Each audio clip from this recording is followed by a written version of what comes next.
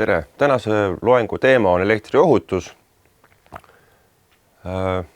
Räägime siis lähemalt üldisest ohutusest, kaitsest elektrilöögi eest, seadmete kaitseklassidest, maandusest, IP-koodidest ja elektripaigaldise kaitseseadmetest.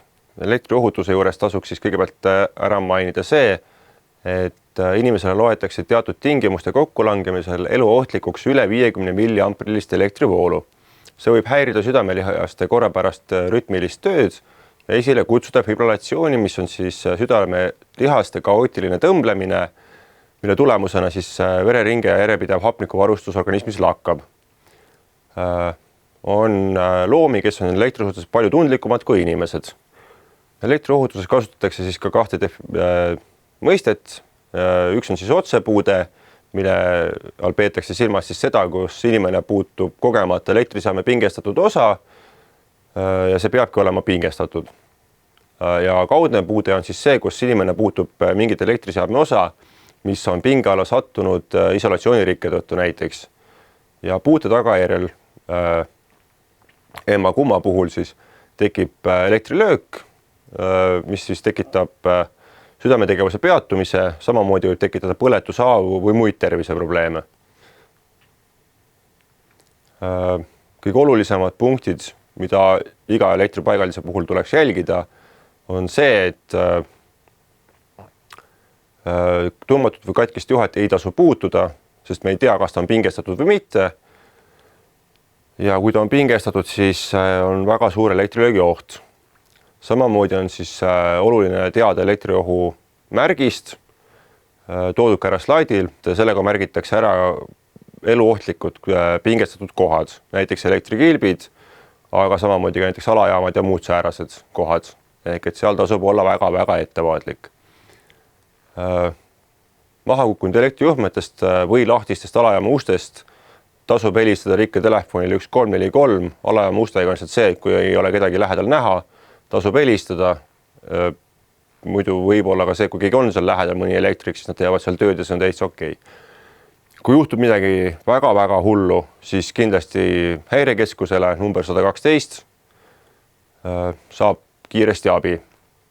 Õnnetuskohale minek on väga riskantne, kuna ka läbi maapinna on oht elektrilööki saada. Tähendab siis seda, et eriti kui me räägime juba kõrgepingelistest paigaldistest, kus siis paigaldis ja nimi pinge on üle 6 kilovoldi, et see levib ka läbi õhu ja ka hüppab saabastest üle. Ja kindlasti tasu, pinge all kannatanud paljakäega puudutada ja inimese päästmisel ei tohi oma eluga riskida. Kannatanu eemaldamiseks pinge alt on siis kõige mõistlikum kasutada mittejuhtivaid esemeid, mingi puidust varras, mis iganes, et selliselt väldida enda pinge alla sattumist. Igasugune kannatanu päästmine on see, et kõigepealt tuleb veenduda enda ohutuses ja siis minna kannatanud päästma, mitte vastupidi. 2 kannatanut ei ole kindlasti mitte parem kui 1 kannatanu. Siis koduse elektrisüsteemi kohta tasub kontrollida lasta. Kindlasti tasub kontrollida lasta siis, kui esineb särisevaid lüliteid või pistikupesasid, on just eostatud erinevaid elektritöid või on puudu või vigased kaitselülitid või muud säärast. Süsteemi peab kontrollima siis pädev isik, kes on saanud selle jaoks kutsetunnistuse ja kellegi sõber või tuttav, kes lihtsalt kunagi võib-olla teeb mingeid töid, aga tegelikult ei tea, mida ta teeb, ei ole hea valik. See tegelikult võib muutuda väga-väga ohtlikuks. Ja kindlasti tuleks lasta siis peale mis tahes elektritööd paigaldisest uuesti üle kontrollida, kuna ka oskajad inimesed võivad teha vigu. Pistikupesasid ja pikendusjuhtmed ei tasu kindlasti üle koormata ja pikendusjuhet jätkata teise pikendusjuhtmega. Pikendusjuhtmetega on see lugu, et enamasti on kasutatud peenemat juhti, kui on pistikupesades, aga kaitselüliti on paigaldatud siis pesadesse mineva juhi järgi. Nii seda sealt tehakse, nii on standard. Aga see tähendab seda, et ülekoormatud pikendusjuhe võib minna põlema, sulama, mis iganes, aga kaitselüliti sellele tegelikult ei reageeri veel. Ehk et sealt tekib väga-väga suur tuleoht. Samuti tasub vältida vanemat elektripaigaldiste liigset koormamist, eriti külmailmaga. Külmailmaga on see lugu, et köetakse rohkem, sealhulgas ka elektriga, aga 20-30 aastat tagasi ehitatud elektripaigaldised ei pruugi sellele vastu pidada.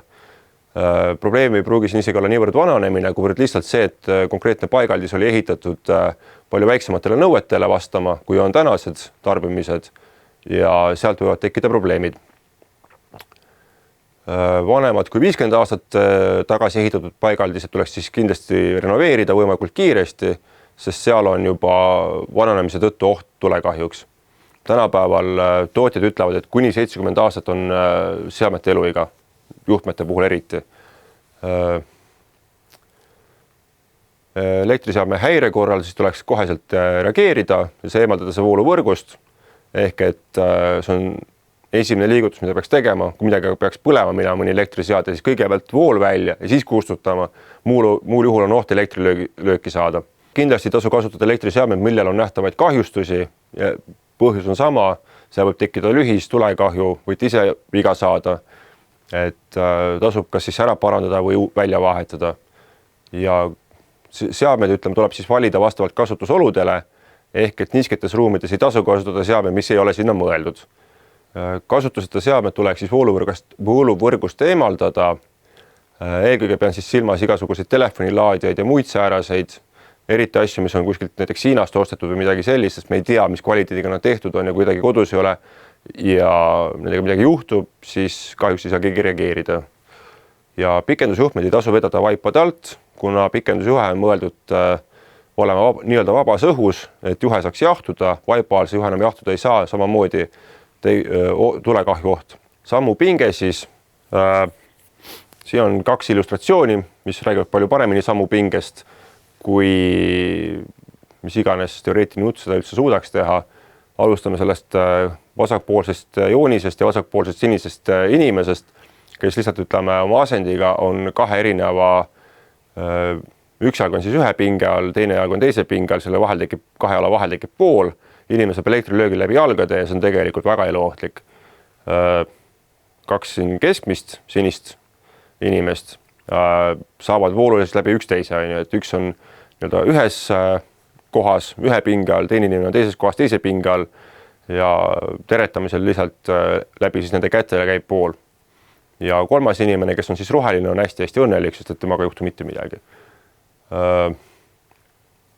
Parempoolne joonis näitab natuke paremini ära, ütleme, et mis see sammupinge siis endast kujutab. Et meil on näiteks maha kukkunud ütleme 6000 voldine elektrijuhe, kus siis näiteks inimese vasak jalg on 5000 voldi peal, parem jalg on tegelikult 3800 peal, sinna vahele tekib pingelang umbes 1200 volti ja see on päris suure vooluga ja siin saapad enam ei aita ja inimene saab läbi jalgade voolu. Sellises olukorras, kui te satute sellisesse kohta, siis ainukene, mis moodi sealt üldse eemalduda on, siis jalgu mööda maad lohistades rahulikult aeglaselt, et selliselt ei ole elektrilöögi ohtu. Hüpata ei tasu, kuna maandumisel võite halvasti maanduda, jalad ei jää kokku ja saate ikkagi elektrilöögi. Elektripaigaldised jagatakse siis pingete alusel, nimipingete alusel. Esimene jagunemine on siis lihtne jagunemine, kus siis nimetatakse siis väikepingeks kuni 120 voldise alalispingega elektripaigaldisi või siis 50 voldise vahelduvpingega elektripaigaldisi, ehk et VDC tähistab siis alalispinget ja VAC tähistab vahelduvpinget. Ehk et siis elektripaigaldised liigitatakse nimepinge alusel. Nimipinge on siis pinge, millel on võrk ette nähtud ja millele viidates iseloomustatakse teatud talitluskarakteristikuid. Kõige üldisemalt võib elektrivõrke jaotada madal- ja kõrgepingevõrkudeks, kus siis üle 1 kilovoldised võrgud jaotatakse omakorda veel keskpingevõrkudeks, mis on siis 6-35 kilovolti, kõrgepingevõrkudeks, mis on siis juba 110 kilovolti ja üle selle ja 330 kilovolti, mis on siis ülipinge. Eestis on ülipingevõrgud pingega 330 kilovolti, mõeldud siis ainult linnade vaheliseks jaotuseks. Aga kui me räägime siis sellest lihtsamast jaotumisest, siis on meil olemas väike pinge, mis oli siis 120 volti alalispinge ja 50 volti vahelduvpinge, madal pinge kuni siis 1500 volti alalispinge ja siis 1000 volti vahelduvpinge ja kõrge pinge algab siis 1500 voldist alalispinge puhul ja 1000 voldi puhul vahelduv pinge puhul. Need numbrid on erinevad sellepärast, et vahelduv pinge käitub sama numbri juures natuke teistmoodi kui alalispinge ja on palju väiksema pinge juures ohtlik. Siin siis see jutt, et kõik pinge, mis ületavad tegelikult teoreetiliselt 48 volti, võivad siis inimest läbistades põhjustada eluohtliku elektrivoolu. Mis on väikepinge eelis, ehk et siis puutepinge vähendamiseks kasutatakse järgmisi kaitsemeetmeid. Esimene on siis madal ja väikepinge. Tema eelis ongi see, et ta ei suuda tekitada piisavalt suurt voolu, mis suudaks siis inimese nahka läbistada. Elektriline isolatsioon on siis mõeldud selle jaoks, et kaitsta inimest puutumast juhtivaid osasid. Eraldustrafoga eraldatud elektrivõrgud tagavad siis selle, et meil on ühel pool siis kõrgepingeline võrk näiteks, teisel pool on madalapingeline võrk ja me saame seda siis madalpingelises võrgus ennast üsna turvaliselt tunda. Samamoodi kasutatakse puutekaitset, ehk et siis mingisugused reaalsed tõkked selle jaoks, et inimene ei saaks näiteks kilbile ligi või mis iganes, kes sinna ei pea saama. On olemas ka maandamine, ehk et me maandame siis elektripaigaldise mingisugused osad, et sellega tagatakse see, et suurem osa voolust, kui nüüd inimene peaks sattuma pinge alla, siis suurem osa voolu läheb mööda maandust maha ja inimesele jääb suhteliselt väike osa. Ehk et maandusega koos käib ka maandustakistus ja seda üritatakse hoida võimalikult väiksena, ehk et tegiks see, et suurem vool läheb siis otse mööda maandust maasse. On olemas ka erinevad isikukaitsevahendid, eriti olulised juba kõrgemapingelistes töödes, aga ka madalpinge paigaldistes tasub kasutada. Ja samamoodi siis elektritöödeks on olemas omad sobivad töö- ja mõõteriistad. Mitte kõik tööriistad ei sobi elektritööde jaoks, et seda tuleb jälgida. Nii, kuidas on siis tagatud kaitse elektrilöögi eest? Kõigepealt on meil siis see, et alustame selle koha pealt, kus meil on galvaaniline sidestus. Miks on seda vaja teada, on see, et definitsiooni järgi on siis galvaaniline sidestus see, kui meil on kahe ahela vahel mingi ühine elektrijuht. Panin joonisega kõrvale. Siin on siis toodud Z-tähega takisti näiteks. Mis selle tulemus on see, et kui meil vool muutub ühes ahela osas, muutub pingelang siis sidestaval juhil ja selle tõttu muutub vool ka teises ahelas, mis pahatihti on tegelikult häiriva toimega. Elektroonikaseadmetes automaatikas on pahatihti selliseks ühendusjuhiks varjestus ja samamoodi ka siis ühiselt kasutatavad maaotsad ja nii edasi. Aga vahelduvpingete juures tekib samasugune olukord läbi nulljuhtme ehk et neutraaljuhtme, sest et neutraaljuhtmed on kõik kilbis ühendatud ühe lati alla. Ehk et seal on ahelad on kõik seda kaudu koos. Ja soovimatut galvaanilist sidestatust saab siis tõhusalt kõrvaldada galvaanilise eraldusega, mis on järgmine slaid. Ja selleks on siis see, et kus me põhimõtteliselt kaks ahelat eraldame üksteisest elektriliselt, ehk et seal puudub otseühendus. See tähendab seda, et siis elektrilaengud ei saa ühest ahelast teise otse liikuda. Galvaaniliselt eraldatud ahelad ei oma siis ühist juhti, seega puudub ka vool kahe ahela vahel otseselt. Ja samas on võimalus vaheajadusel ühest ahelast siiski teiste signaale saata. Näiteks siis saab kasutada induktiivsust, mahtuvuslikku sidestust või elektromagnetvälja ja optilise kiirguse vahendeid. Kõige tavalisem galvaaniline eraldaja on trafo ja elektroonikalülitustes ka optron. Trafo ühenduse puhul on siis selline joonis, kus vasakult poolt tuleb siis mingisugune pinge, aga ta ei saa liikuda otse paremasse ahelasse, vaid ta läbib trafo ja siin on tegemist juba pinget alandava trafoga tegelikult, et siis mitte ainult, et me ei saada läbi elektromagnetismi signaale edasi, vaid me tõmbame pinget alla ka juba.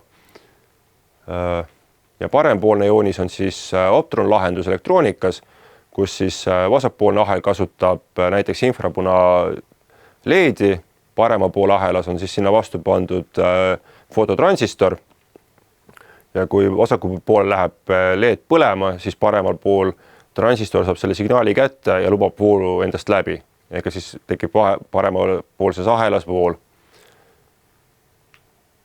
Nii. Väikepingetega on veel selline olukord, et tegelikult eristatakse kahte erinevat väikepinget, on siis kaitseväikepinge ja talitlusväikepinge. Nende vahe on ainult see, et kaitseväikepinge on kindlasti maandatud, talitlusväikepinge ei pruugi olla maandatud.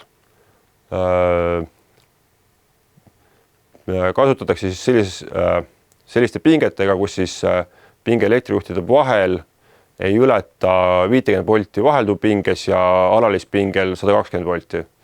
Mida tähendab siin see pulsatsioonivaba on see, et me ei ole mitte pinget toonud alla trafoga, vaid kasutame mingisugust näiteks keemilist toiteallikat, näiteks akud, patareid ja säärased. Pulsatsioon tekitab natukene probleeme siin, aga 50 volti on hea mõte meelde jätta, siis on kindlasti ohutu. Tüüpilised väikepinged, mida kasutatakse tänapäeval automaatikavõrkudes näiteks, on siis 6 volti, 12 volti, 24 volti, 36 volti ja 48 volti, kus 24 volti on tavaline automaatikavõrk suure tõenäosusega ja 48 volti näiteks arvutivõrgud.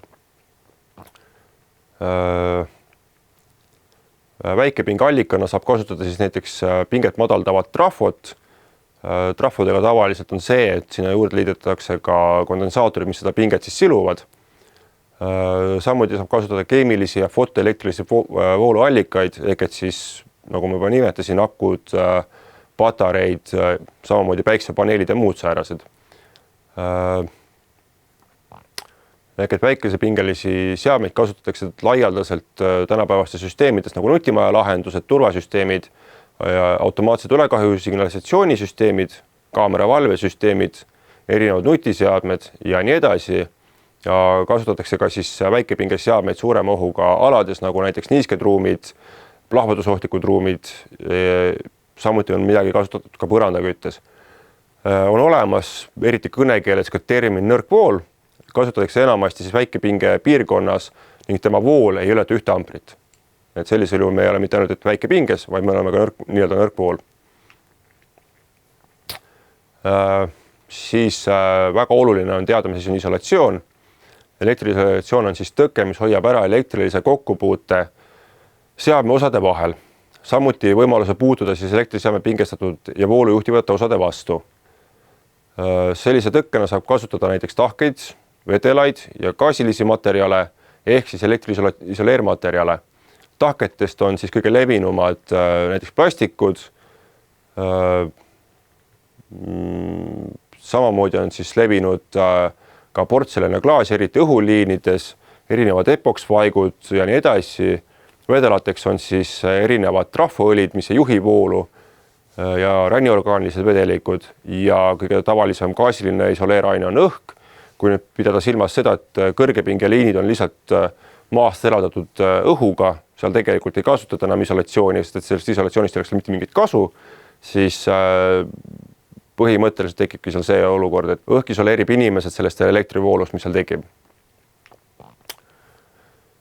Siis on olemas selline asi nagu kaitseklassid, näitavad siis ära madalpingelise elektritarviti elektriohutuse taseme ehk et selle, kuidas tagatakse inimese ohutus seadme kasutamisel ja selle rikke korral. On olemas siis põhikaitseseadmetel, mis on siis mõeldud normaaltingimustes kaitsma inimest näiteks ja on olemas siis rikkekaitse, mis peaks tagama selle, et kui seadmega midagi juhtub, et ei tekiks mingit ohtlikku olukorda või näiteks inimene saaks elektrilööki. Jagatakse 3 klassiks, millest esimene klass on siis see, kus on kasutatud maandust, kuna ühesõnaga seadme korpus on siis maandatud ja pistikupesas on olemas maanduskontakt ja kui kasutada õiget pistikut, siis see maandus lihtsalt jätkub mööda pistikupesa maanduskontakte. Ja pistiku asetamisel pessa ühendub siis kõigepealt kaitsekontakt ja siis kõik ülejäänud muud juhid ehk et neutraalia faasid. Kui isolatsioonirikke tõttu tekib näiteks kereühendus ehk et seadmes sees faasijuhe satub ühendusse näiteks seadme metallkorpusega, siis läbib faasijuhti ja maaga ühendatud kaitsejuhti maaühenduse vool, mida nimetatakse näiteks lühis- või lekkevooluks ning kaitselüliti või siis sulavkaitse peaks siis selle koha peal väga kiiresti ahela välja lülitama. Kaitseseadmetest me räägime natukese aja pärast täpsemalt ka. Tingmärk on selline, kasutatakse siis põhimõtteliselt maanduse tingmärki ringi sees. Teine klass on siis see, kus meil on lisaks põhiisolatsioonile kasutatud ka teist kihtisolatsiooni või siis tugevdatud isolatsiooni. Tasub meeles pidada või siis tähele panna siin seda, et ehk siis see lisaisolatsioon peab olema vähemalt sama tugev, kui on see põhiisolatsioon. Mida see siis tähendab, on see, et näiteks siis liikuvatel seadmetel, näiteks kas siis tolmuimeja või muruniduk, on siis pistikud, millel puudub kaitsekontakt, kuigi sellist pistikut saab kasutada kaitsekontaktiga pistikupesades. Ja väikse voolutarbega seadmetel on siis olemas nii-öelda lapik ehk et europistik, mis on mõeldud voolule kuni 2,5 milliamprit. Väga tavaline on kasutatud just telefonilaadiates näiteks. Tingmärk on selline ja see näitab ka seda, ütleme, et meil on kasutusel nii-öelda topeltisolatsioon ehk et selle sisemise ruudu sees peaks siis olema elektrijuhtivad osad. Ehk et kui siis selle näiteks välimise kihiga midagi juhtub, sisemine jääb ikkagi terveks ja ikkagi on ohutu selle seadme läheduses olla ja teda kasutada, kuigi konkreetne juhe tuleks ikkagi ära parandada. Nii, ja kolmas klass on siis see, kus meil on, kasutame siis kaitseväike pinget seadmes ja võrgutoite ehk et siis kui me kasutame võrgutoidet, siis selle koha peal peaks olema ka tugevdatud või topeltisolatsioon. Ja võrgutoide peab siis tulema eraldustrahvo kaudu, ehk et pinge alandatakse siis läbi trahvo ja tingmärk on selline.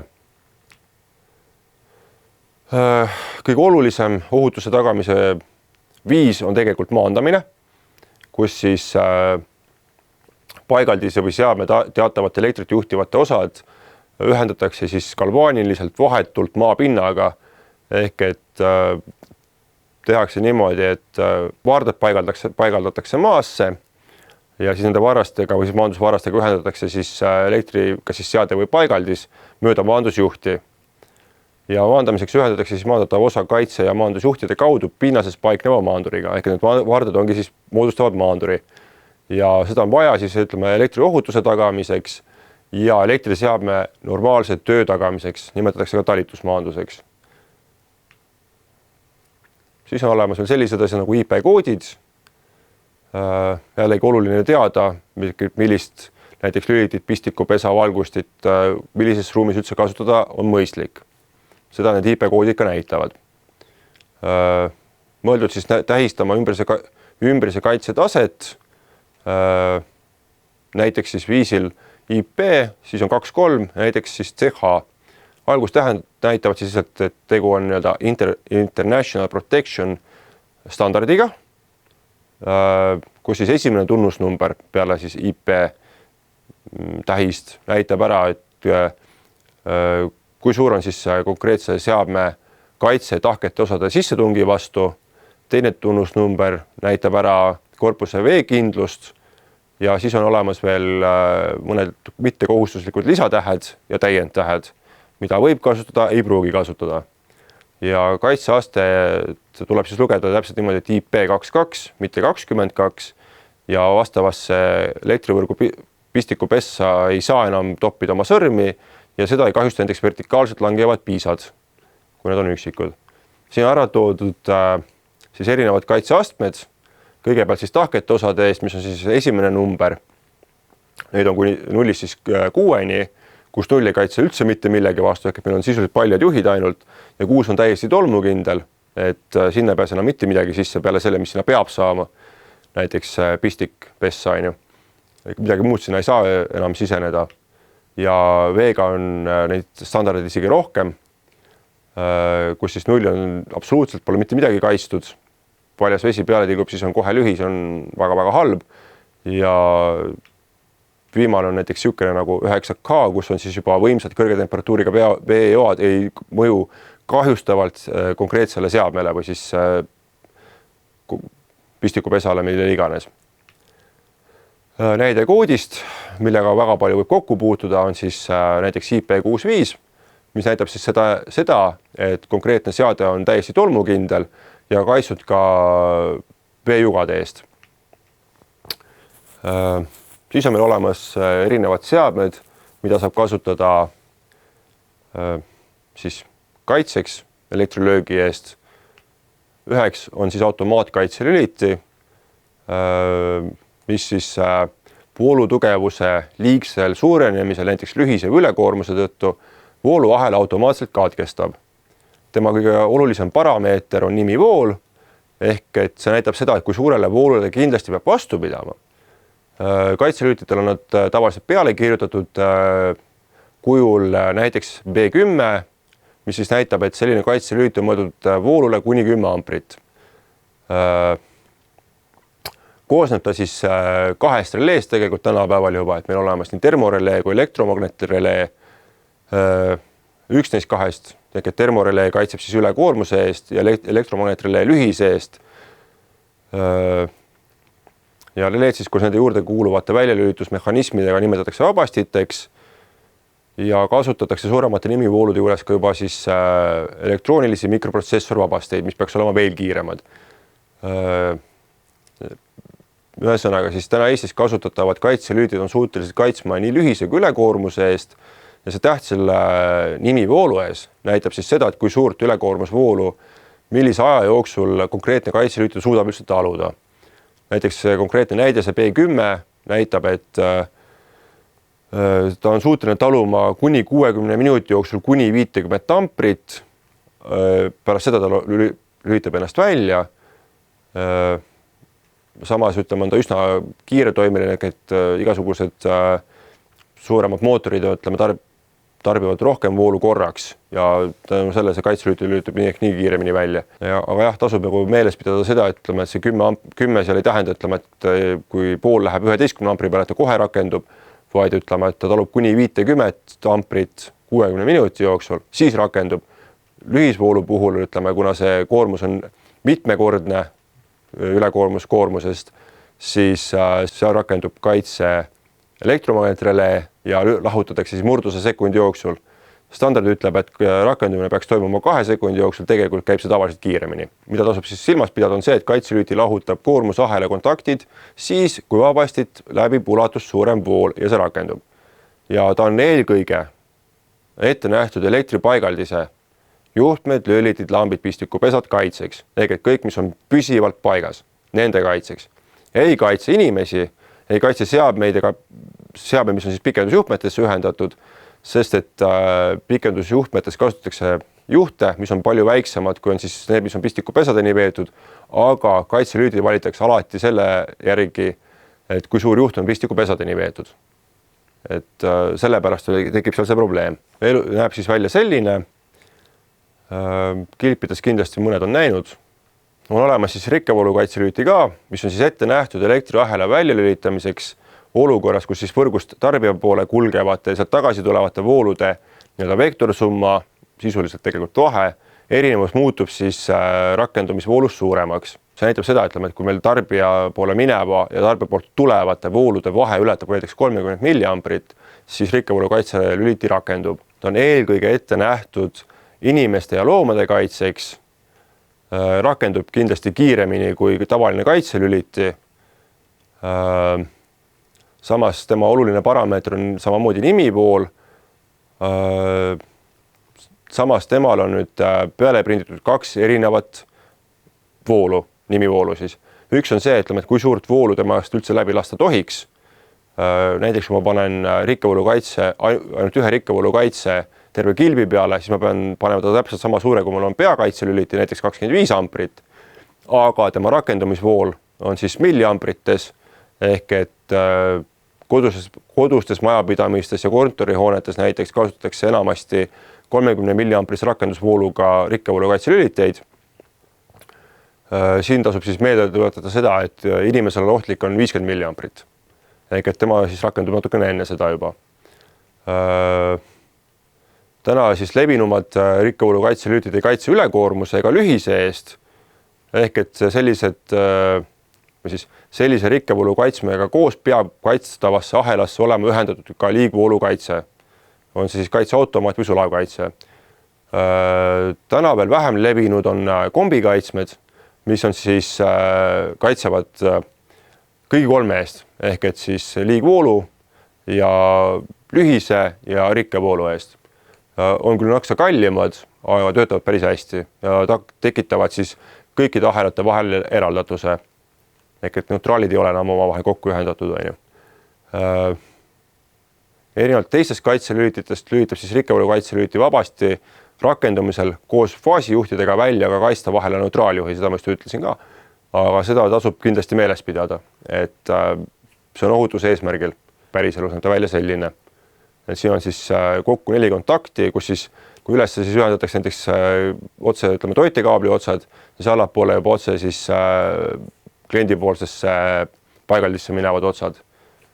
Et tekiks siis see, ütleme, et faasist lookseks vool kindlasti ühtepidi läbi ja neutraalis kindlasti teistpidi, muidu on olukord, kus rikkevoolu kaitse jääbki kogu aeg rakendumast, et on voolud valepidi ja nad mitte lahutu, vaid liituvad ja siis on probleem. Ühesõnaga, täna siis käisime läbi üldise ohutuse, kaitse elektrilöögi eest, seadmete kaitseklassid, maanduse, IP-koodid ja elektripaigaliste erinevad kaitseseadmed.